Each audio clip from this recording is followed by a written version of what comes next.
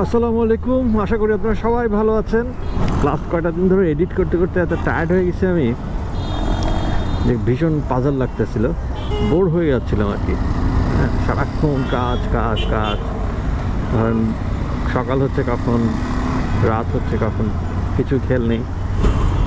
তো আজকে চিন্তা করলাম যে একটু বাইরে বের হই, অ্যাটলিস্ট একটা রাইড দিয়ে আসি।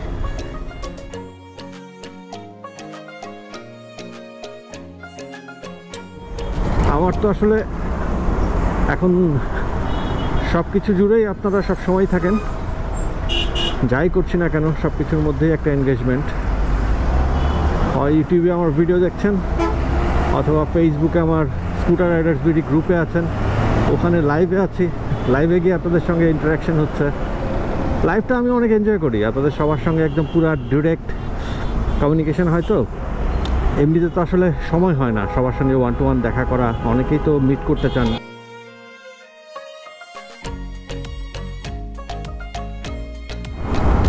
ঢাকা শহরটা এতটা হেক্টিক, এই মানে সবচাইতে বড় কারণ হচ্ছে জ্যাম, ট্রাফিক জ্যাম।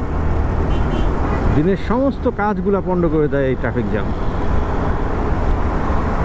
তাও তো শুকর আলহামদুলিল্লাহ যে আমার সঙ্গে একটা স্কুটার আছে। এর আগের দিনগুলো যে কি ছিল, ও মাই গড, আমি এখনও ওটা ভাবলে আজকে উঠি রীতিমতো। আমি না ইদানিং একটা কোশ্চেন পাই প্রায় সময়ই আমার ফেসবুক ইনবক্স, হোয়াটসঅ্যাপে। সেটা হলো, অনেকে আমাকে নক দেন যে ভাইয়া একটা সেকেন্ড হ্যান্ড স্কুটার কিনতে চাচ্ছি, কোথা থেকে কিনলে ভালো হবে, বা স্পেসিফিক কোনো জায়গা আছে কিনা, অথবা আপনার পরিচিত কেউ আছে কিনা, যদি একটু হেল্প করতেন। এখন ফ্যাক্টরটা হচ্ছে কি, যারা এই এভাবে নক দিচ্ছেন তারা তো একটা এক্সপেকটেশন নিয়েই আমাকে নক দিচ্ছেন, যেহেতু ভাইয়ার কাছে যদি নক দেই তাহলে নিশ্চয়ই একটা ভালো সাপোর্ট পাবো। তো আনফর্চুনেটলি যেটা হয় কি ভাই, আমি তো সারাটাক্ষণ কাজ নিয়ে ব্যস্ত থাকি। ইভেন গ্রুপগুলোতেও ধরেন অনেক সময় সেল পোস্ট থাকে, এগুলোও ঠিকঠাক মতো আমার চোখে পড়ে না। হ্যাঁ, বাট আমাদের স্কুটার রাইডার্স বিডিতেই তো অসংখ্য পোস্ট পড়ে। আমার মনে হয় আপনারা একটু খেয়াল করলে দেখতে পাবেন যে প্রায় সময় আমি দেখতে পাই আমার আমাদের যে গ্রুপটা, ফেসবুক গ্রুপ, এই গ্রুপেও কিন্তু প্রচুর সেল পোস্ট থাকে। এখন সেই জায়গাটায় অনেকের কনফিউশন হচ্ছে যে ভাইয়া সবাই তো আসলে রিয়েলটা বলে না, যে স্কুটারের কন্ডিশনটা আসলে কেমন। হ্যাঁ, বিক্রি করার সময় কেউই আসলে তার উইকনেসটা প্রকাশ করতে চায় না। হ্যাঁ, উইকনেস প্রকাশ করলে তো বিক্রি হবে না বা দাম কমে যাবে, এই চিন্তা করে। ধরেন আপনি দেখলেন যে আপনার বাসার কাছাকাছি কোনো ওয়ার্কশপ আছে, আপনি ওই ওয়ার্কশপটাতে একটু আলাপ করে দেখতে পারেন। যদি একটু দেখাতে পারেন যে তুমি একটু চালিয়ে দেখো গাড়িটা কী কন্ডিশনে আছে, তাহলে সবচেয়ে ভালো হয়। ঠিক আছে, এখন সেটা অনেক সময় অনেকের পসিবল নাও হইতে পারে, কারণ আলটিমেটলি সব জায়গায় ওয়ার্কশপ থাকবে স্কুটারের এমনও কোনো কথা নাই। আবার এই সময়টা আপনার জন্য একটা মেকার দিবে কি না, সেটাও একটা ফ্যাক্টর। তবে আমার মনে হয় যদি আপনি সিরিয়াস হন কেনার ব্যাপারে এবং একটা স্কুটার ফাইনালি আপনি লক করার চেষ্টা করেন, ফাইনালি কেনার আগে দেখে নেওয়াটার জন্য হলেও একটা ওয়ার্কশপের ছেলেটাকে যদি আপনি কিছু টাকা দিয়ে দেন জাস্ট বকশিসের জন্য, তাহলে হয়তো নিশ্চয়ই সে আপনার সঙ্গে যেতে রাজি হবে। সেকেন্ড থিং হলো যে অনেক সময় বলেন যে ভাই কাউকে এনগেজ করে দিতে পারেন কিনা, যে দেখে শুনে আমাকে একটু হেল্প করতে পারে। এই ধরনের ক্ষেত্রে বেস্ট সলিউশন হচ্ছে আপনি একটা পোস্ট দেন, যা অমুক এরিয়াতে আমি একটা স্কুটার দেখতে যাব, আমাকে কেউ হেল্প করবেন কাইন্ডলি, এটাকে চেক করে দেওয়ার জন্য কাইন্ডলি একটু হেল্প করতে পারবেন। তো যারা স্কুটার চালান মোটামুটি, তারা কিন্তু কম বেশি বুঝেন, চালাতে চালাতেই তার অভিজ্ঞতাটা হয়ে যায়। হ্যাঁ, মানে একদম কিছু হেল্প না পাওয়ার চেয়ে, ধরেন হয়তো আপনি তাকে চিনেন না, কিন্তু তারপরও এরকম যদি লাকিলি পেয়ে যান, ভালো না? তা আমার মনে হয় এই কোশ্চেনটা ইদানিং আমি খুব বেশি পাচ্ছি, আগে এতটা র্যাপিড ছিল না, বাট রিসেন্টলি খুব বেশি র্যাপিডলি এই কোশ্চেনটা আমি পাচ্ছি, যার কারণে আসলে আজকে এই জিনিসটা আপনাদের সঙ্গে ডিসকাস করা।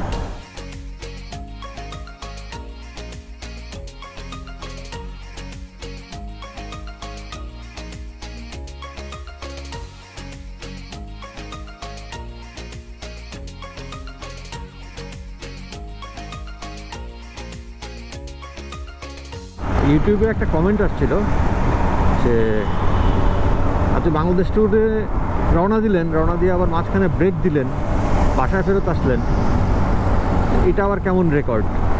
একটা না করলে আবার কিসের রেকর্ড? কমেন্টটা দেখে আমি এটুকু বুঝতে পারলাম উনি সম্ভবত হঠাৎ করে জয়েন করেছেন আর কি আমাদের ফ্যামিলিতে। হ্যাঁ, স্কুটার বিডি ফ্যামিলিতে হঠাৎ করে এসছেন, অথবা হয়তো আমাদের গ্রুপেও নাই, ইউটিউবে জাস্ট র্যান্ডমলি ভিডিওটা সামনে এসেছিল, উনি দেখেছেন। তো কয়েকটা ভিডিও দেখার পর ওনার কথাটা মনে হয়েছে আর কি, যার কারণে ফুল হিস্ট্রিটা উনি জানেন না যে কেন আমাকে ব্রেক দিতে হয়েছে। মানে তারপরে এখন যারা ইউটিউবে দেখছেন, এরকম কনফিউশন যাদের আছে তাদের জন্য বলি ভাই, আমি খুব লিমিটেড রিসোর্স নিয়ে রওনা দিয়েছিলাম, মানে ট্যুরটা শুরু করেছিলাম। অ্যান্ড এক্সপেকটেশন ছিল যে হয়তো বা কোনো একটা ওয়ে ইনশাল্লাহ হয়ে যাবে। আলটিমেটলি সেরকম কোনো স্পন্সরই আমি পাইনি। 9টা জেলা শেষ করার পরে আমার ফান্ড শেষ, অ্যান্ড আমি আসলে বাধ্য ছিলাম ঢাকাতে ফেরত আসতে। ঠিক আছে, তো এসে এখন আবার ফান্ডটা কালেকশনের জন্য কাজ করছি। ইনশাআল্লাহ ফান্ডটা কালেকশন হয়ে গেলে আবার বাংলাদেশ ট্যুর শুরু করে দিব, মানে বাকি অংশটা শুরু করে দিব। হ্যাঁ, কারণ আমার কাছে সত্যি কথা বলতে এই একটানা 64 জেলা শেষ করার রেকর্ডের চেয়ে খুব বেশি ইম্পর্ট্যান্ট হচ্ছে স্কুটার সেগমেন্টটার এক্সপ্লোরের জন্য কাজ করা। হ্যাঁ, ধরেন 64 জেলা আমি ভেঙে করি আর একবারে করি। স্কুটার দিয়ে 64 জেলা ভ্রমণ, এটা আশা করি প্রথম এমনিতেই হবে, বাট এক টানা করেছিলাম কি না সেটা আমার কাছে মুখ্য বিষয় না। হ্যাঁ, ওইটা রেকর্ড হলো কি হলো না আমি ওটা নিয়ে ওরিড না, কারণ এই 64 জেলার ট্যুরের মেইন কারণটাই হচ্ছে স্কুটার সেগমেন্টের পপুলার করার জন্য। হ্যাঁ, আর যেমন লাস্ট ভিডিওতে কিন্তু অবশ্যই আপনারা দেখেছেন যে কী প্রবলেম ঢাকার বাইরে, ঠিক না? মানে একজন ইউজারের কাছ থেকে ঢাকার বাইরের সিচুয়েশানগুলো দেখেছেন।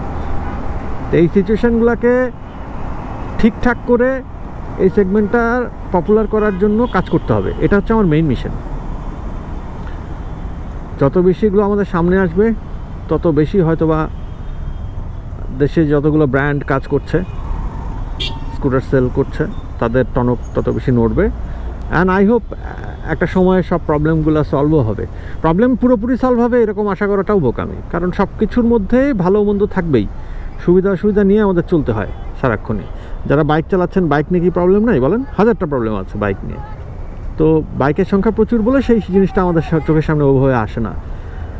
স্কুটার সেগমেন্টটা বাংলাদেশে নতুন এবং সংখ্যা অনেক কম, যার কারণে এটা নিয়ে অনেক বেশি তর্ক বা কনফিউশন কাজ করে সবার। সো এটা সময়ের সাথে সাথে নিশ্চয়ই ঠিক হয়ে যাবে। যারা রেগুলার দেখেন আমাকে জানেন যে টি শার্ট ক্যাম্পেইন চলতেছে, এগিয়ে চলো বাংলাদেশ, আমার বহন আমার নিরাপত্তা, এই ট্যাগলাইন নিয়ে একটা টি শার্টও আমি করেছি এই বাংলাদেশ ট্যুরের মিশনের সঙ্গে, থিমের উপর বেস করে। সো ওই টি শার্টটা সেল করছি। ওই টি শার্টটা সেল হলে হয়তো বা কিছুটা ডোনেশন অ্যাড হবে আমার ট্যুরের জন্য, সেটা খুব সামান্য।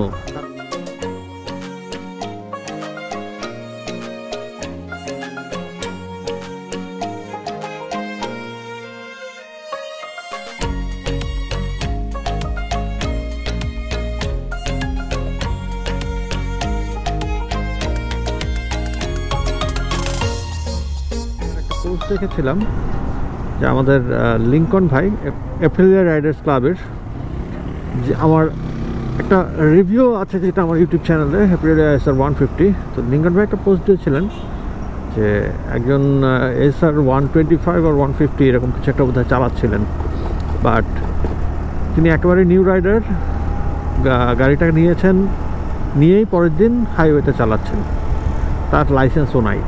বাট তার চালানোটা দেখে বোঝা যাচ্ছে যে সে একদম আনাড়ি, যে কোনো সময় একটা দুর্ঘটনা ঘটতে পারে এরকম একটা সিচুয়েশন তার। বাট তিনি নেমে গেছেন হাইওয়েতে। তখন আর কি লিঙ্কন ভাই এটা দেখে খুব মানে আতঙ্কগ্রস্ত হয়েই আর কি পোস্টটা করেছিলেন। আর উনি সেখানে আমাকে ট্যাগ করেছিলেন যে এটা নিয়ে কথা বলার জন্য। ধরেন এই ধরনের সিচুয়েশনে যখন একজন মানুষ রাস্তা নেমে পড়েন, আপনি যে শুধু আপনার নিজের লাইফটাকেই রিস্কে ফেলছেন তা কিন্তু না, আপনি আপনার সঙ্গে সঙ্গে আরও একজন মানুষের লাইফকে রিস্কি সিচুয়েশনে ফেলছেন, তাই না?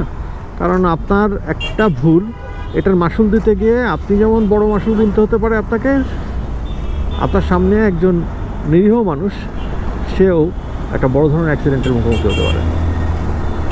তা আমি রিকোয়েস্ট করবো যারা এখন নতুন স্কুটার কিনছেন ডেফিনেটলি একটা এক্সাইটমেন্ট তো থাকবেই যে আমি চালাতে তো পারি, রাস্তায় নেমে যাই। হ্যাঁ, কী আছে তাতে? অনেকে লাইসেন্স আগে করে রাখেন, বাট প্র্যাকটিস থাকে না বলে কেনার পরেই সাথে সাথে নেমে যান। এটা করা যাবে না। তার লাইসেন্স থাকলেও আপনাকে আগে প্র্যাকটিস করতে হবে। প্রপারলি রোডে চালানোর জন্য আপনি প্রিপেয়ার্ড কিনা সেটা আগে বুঝতে হবে, তারপর আপনাকে রাস্তায় নামতে হবে, ঠিক আছে? আর যাদের লাইসেন্স নাই এই অবস্থায় তো রাস্তা আপনি নামতেই পারবেন না, কোনোভাবেই না। সেটা আপনি যেভাবেই বলেন না কেন ভাই, হ্যাঁ, লাইসেন্স ছাড়া রাস্তায় কোনোভাবে নামবেন না প্লিজ। আর সবসময় আমি বলি সেফটি গিয়ার্স এটা ইউজ করতেই হবে। গ্রুপের একটা মেম্বার গত পরশু দিন সম্ভবত একটা স্কুটার কিনলো, আমার খুব কাছের মেম্বার। তো ও তো কিনেই পরের দিন শুনলাম, আগের দিন কিনেছে, পরের দিন আবার মেসেজ দিল, ভাই স্কুটার নিয়ে পড়ে গেছে, পড়ে ব্যথা ট্যাথা পাইছে, স্কুটারেও স্ক্র্যাচ পড়ে গেছে, ফেটে গেছে। তো এই জন্য আমি সবসময় বলি যে ভাই সেফটি গিয়ার প্লিজ ম্যান্ডেটরি। এটা আপনি যে শুধু নতুন অবস্থায় পড়তে হবে তা না, সেফটি গিয়ার আপনি নতুন পুরানো সব সময় রাস্তায় নামবেন সেফটি গিয়ার পরে নামবেন।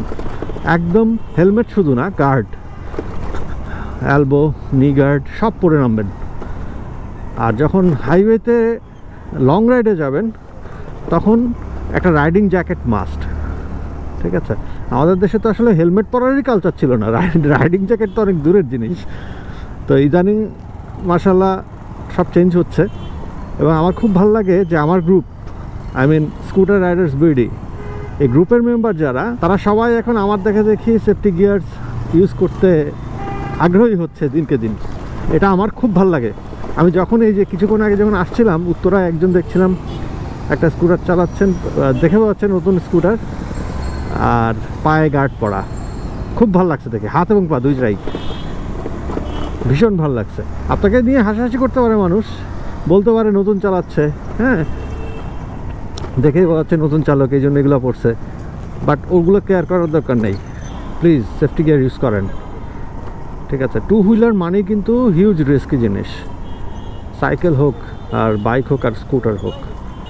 সো আমাদেরকে প্রপার সেফটিটা এনশিওর করে তারপর রাস্তায় নামতে হবে। তারপর যদি অ্যাক্সিডেন্ট হয়, তারপরেও যদি ব্যথা পাই, সেটা আলাদা জিনিস। এইগুলো শুনতে আসলে আমি জানি অনেকের বোরিং লাগে, ভাল লাগে না শুনতে। বিশ্বাস করেন ভাই, একবার একটু প্র্যাকটিস করেন পড়ার, ঠিক আছে? কয়েকদিন পড়লে দেখবেন আপনার অভ্যাস হয়ে যাবে। ধানমন্ডি 27 নম্বরের মোড়, শঙ্কর মোড় 27 নম্বরের মোড়। আহা, এই রাস্তা, কত স্মৃতি আমার এখানে। আমি 9 বছর এখানেই ছিলাম, শঙ্করে, শঙ্কর 19 নম্বর, এগুলো মিলায় আর কি। যার জন্য আমার কাছে এই রাস্তাটা খুব স্মৃতিবহুল একটা রাস্তা। চোখের ডাক্তার দেখানো দরকার আমার, সময় পাচ্ছি না। ইদানিং চোখে ঝাপসা দেখি, সারাক্ষণ যেমনি ফোন আর ল্যাপটপ নিয়ে পড়ে থাকি, চোখের 12টা যে বাজবে এটাই স্বাভাবিক। এখন রাত 10:30 বাজে। রাতের শহরটা কিন্তু দারুণ লাগে ঘুরতে, যদিও আমার খুব বেশি স্কোপ হয় না রাতে আসলে ঘোরার নিয়ত নিয়ে বের হওয়ার।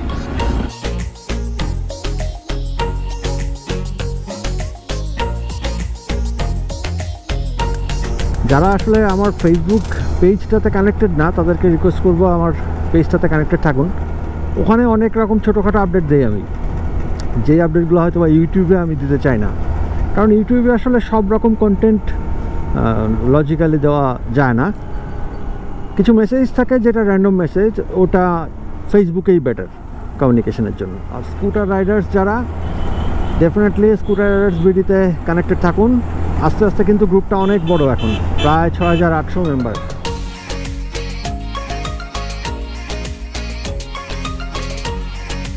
ব্রেকিং পিরিয়ড সবচাইতে জরুরি একটা সময়। এই সময়টাতে আসলে স্কুটারটাকে কতটুকু মেনটেন করে চালানো হয়েছে, এটা কিন্তু অনেক ইম্পর্ট্যান্ট একটা ফ্যাক্ট।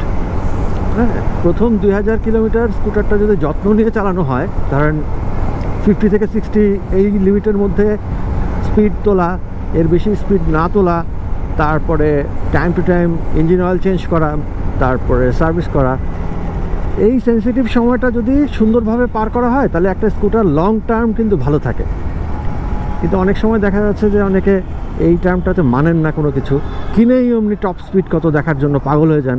হ্যাঁ, আমি তো দুদিন আগেই তো আমার ক্লোজ একজনকে দেখলাম যে কিনেই নাকি 90-তে উঠে ফেলছে। এইটা তো অ্যাবসার্ড একটা ব্যাপার, এটা ঠিক না। অন্যদিকে দেখা যাচ্ছে যে একটা স্কুটার 30,000 40,000 কিলোমিটার চলছে, তারপরেও অনেক স্মুথ পারফরমেন্স। এটার কারণ হচ্ছে যত্ন। যখন স্পিড আপ করছেন তখন একটানা অনেকক্ষণ অ্যাক্সেলারেট করে ধরে রাখা, হ্যাঁ, পিক আপ দিয়ে ধরে রাখলেন, এটা কিন্তু ইঞ্জিনের প্রেশার পড়ে। সিভিটি ইঞ্জিনের আপনি যদি একটু ধরে ছেড়ে দেন, একটু পিক আপ উঠালেন, আবার ছেড়ে দিয়ে আবার পিক আপ দিলেন, তাইলে ইঞ্জিনটা স্মুথলি পারফর্ম করতে পারে। কিন্তু একটানা চেপে ধরে রাখা এটা খুব বাজে অভ্যাস, এতে খুব ক্ষতি হয়। এই জিনিসগুলো আপনারা একটু মেনটেন করে যদি চালান, আপনার স্কুটারটা কিন্তু লং টার্ম খুব ভালো পারফর্ম করবে। আর একটা ভাইটাল জিনিস হচ্ছে ইঞ্জিন অয়েল। ইঞ্জিন অয়েল নিয়ে আসলে আমাদের সবার মাথা খারাপ হয়ে যায় যে আসলে কোন ইঞ্জিন অয়েলটা লাগাবো, কোন গ্রেডটা লাগাবো। মেইন ফ্যাক্টর হলো আপনি যখন স্কুটারটা কিনছেন, যেই স্কুটারই হোক না কেন, যে ব্র্যান্ডের স্কুটার হোক না কেন, দেখবেন আপনার ম্যানুয়ালে একটা গ্রেড থাকে ইঞ্জিন অয়েলের। ওই গ্রেডটা যদি একটু ফলো করেন তাইলে কিন্তু সেফ। এখন এবার আসেন যে ব্র্যান্ড কোনটা কিনবো। হ্যাঁ, ইঞ্জিনের গ্রেডটা, অয়েলের গ্রেডটা ঠিক রেখে ব্র্যান্ড আপনি এবার বাজারে পারফর্ম করতেছে কোনটা ভালো সেটা একটু যাচাই করতে হবে। একটু গ্রুপগুলোতে দেখেন, অনেকে অনেক রকমের কথা বলে। তবে এই আরও একটা ভাইটাল জিনিস হচ্ছে, ধরেন একটা অয়েল একটা ভেহিকেলে পারফর্ম ভালো করতেছে, তার মানে এই না যে সেটা আপনার ক্ষেত্রেও পারফর্ম ভালো করবে। হ্যাঁ, মেশিন টু মেশিন তো ভ্যারি করে। সো আপনার মেশিনটার জন্য কোন অয়েলটা আসলে সুইটেবল, প্রত্যেকটা স্কুটারের ইন্ডিভিজুয়াল কিছু গ্রুপ থাকে। আবার আমার গ্রুপেতেও আলহামদুলিল্লাহ সব রকমের ব্র্যান্ড ইউজাররাই আছে। তো জাস্ট আপনার কোয়ারিটা করলে পরে দেখেন যে কোন জিনিসটা কমনলি মিলছে, তার উপর বেস করে একটা ডিসিশন নেন। তো ঢালাওভাবে আসলে খুব কনফিউজড হয়ে এলোপাথারি চেঞ্জ করাটা খুব খারাপ জিনিস। আর মোস্ট ইম্পর্টেন্টলি গিয়ার অয়েলের ব্যাপারে তো আমরা ম্যাক্সিমাম স্কুটার রাইডার যারা আছেন, ম্যাক্সিমাম ব্র্যান্ডের স্কুটার রাইডারদেরই একটা কমপ্লেন যে গিয়ার অয়েলটা টাইমলি পাই না আমরা। বা টাইমলি কি বলতে গেলে ওরমভাবে পাওয়াই যায় না। সবাই দেখা যাচ্ছে যে কম বেশি ওই গাড়ির জন্য যে গিয়ার অয়েলটা পাওয়া যায়, ম্যাক্সিমাম ক্ষেত্রে 80W 90 গ্রেডের গিয়ার অয়েলটাই সবার ক্ষেত্রে প্রযোজ্য। স্কুটারের ক্ষেত্রে মোস্ট অফ দ্য কেস প্রযোজ্য। তো গাড়িরটা দিয়েই কাজ চালাচ্ছেন ম্যাক্সিমাম জায়গায়। কিন্তু স্কুটারের জন্য ডেডিকেটেড 120 বা 150 ml ছোটো টিউব, এটা রেয়ার, পাওয়া যায় না। এখন না পাওয়া গেলে সেটা ডিফারেন্ট থিং। অন্তত গাড়িরটা যদি দিতে হয়, বাধ্য হয়ে দিতে হবে অ্যাটলিস্ট। না দেওয়া কিছু দেওয়া তো বেটার, তাই না? তবে চেষ্টা করবেন স্কুটারের জন্য ডেডিকেটেড গিয়ার অয়েল আছে, এটাকে ইউজ করার। হ্যাঁ, এটাই রিকমেন্ডেড। না পাওয়া গেলে তখন অন্য জিনিস। তবে গিয়ার অয়েলের জায়গায় ইঞ্জিন অয়েলই দিয়ে দিলে পরে ওটা আসলে কোনো কাজ করবে না। ওটা ফর নাথিং, মনের সান্ত্বনার জন্য দেওয়াই হবে, আর কিছুই না। এনিওয়েজ, অনেকক্ষণ বকবক করলাম। আজকে আমার মনে হয় আর কোনো বকবকের দরকার নাই। আজকে আমি চেহারাটাও একবারও দেখাতে পারি নাই। আমি তো সাধারণত রোড টকিজ করতে চাই না, কেন জানি আমার ভালো লাগে না আর কি। আমার কেন জানি মনে হয় যে রোড টকিজটা খুব ইয়ে লাগে, মানে একটা ফ্রেমের মধ্যে বসে থাকা আর কি। অনেকে বলেছিলেন যখন আমি স্টার্ট করেছিলাম রোড টকিজটা, যে ভাইয়া রোড টকিজটা মানে চালু রাখেন, মাঝে মধ্যে দিয়েন, কারণ ভাল লাগে দেখতে। কেমনে চালাইতেছে, উফ গড, পাগল বানায় ফেলে। এটা কিন্তু আশেপাশে যে রাইডাররা থাকে তাদের জন্য খুব বিপজ্জনক। হ্যাঁ, হঠাৎ করে কিংকর্তব্যবিমূঢ় হয়ে যায় অন্যান্য রাইডাররা, বিশেষ করে বাইকাররা।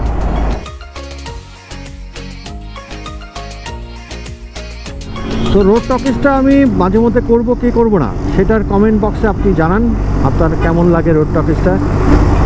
তাইলে আবার ভেবে দেখবো যে রোড টকিজ আর করবো কিনা পরে।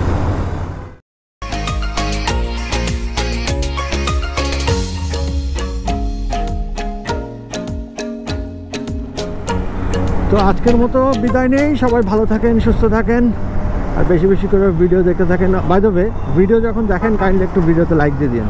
ভালো থাকেন সবাই। হ্যাঁ, see you on next blog. আল্লাহ হাফেজ।